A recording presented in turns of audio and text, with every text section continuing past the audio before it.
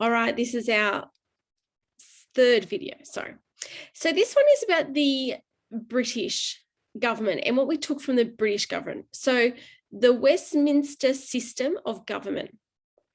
To make sense that the British system of government would influence the design of a new Australian system, the colonies were very familiar with it, and it had formed the foundation for each colony's state government. We could see the British influence on our government in many ways. Even the colours used in each house has been influenced by England, where the House of Commons has green furnishings and the House of Lords has red. The concept of responsible government was adopted for Australia's government. It meant that a party or coalition must keep the support of the majority of members in the House of Representatives to stay in government. It also means that the government ministers must be elected members of the parliament. Well, what is a minister? Within the government, some selected representatives are given extra responsibilities called portfolios, such as health, education, defence, and immigration. And they then called ministers. Ministers are chosen by the Prime Minister with the cooperation of the party.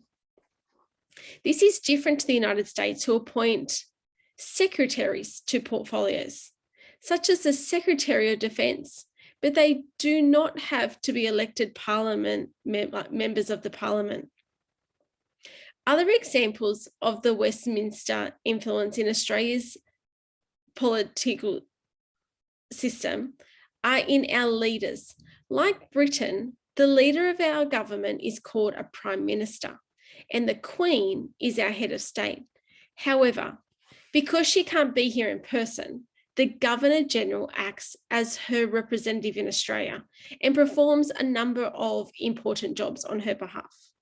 All right, so our question is, why do you think the government appoints ministers to manage portfolios?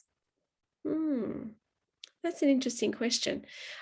They talk about up here, ministers are chosen by the Prime Minister with the cooperation of the party. So it sounds like the whole party. So think now, so we've got Scott Morrison in as our Prime Minister. So the whole party, so everyone in the Liberal Party, they choose the people that they think can take that role on to look after the different jobs of health and education and defence. So why do you think the government appoints ministers to manage portfolios? I think because they can't do it, everyone has to have a certain job. Otherwise, some things would get lost. So maybe they appoint it so that there is someone who's focusing on that area of our of health, on our area of education, on the area of defence, because otherwise things might get missed. And that way someone is focusing on that and everyone has a certain job so that things don't get forgotten about. All right, Year 6, I'm going to do the last video next.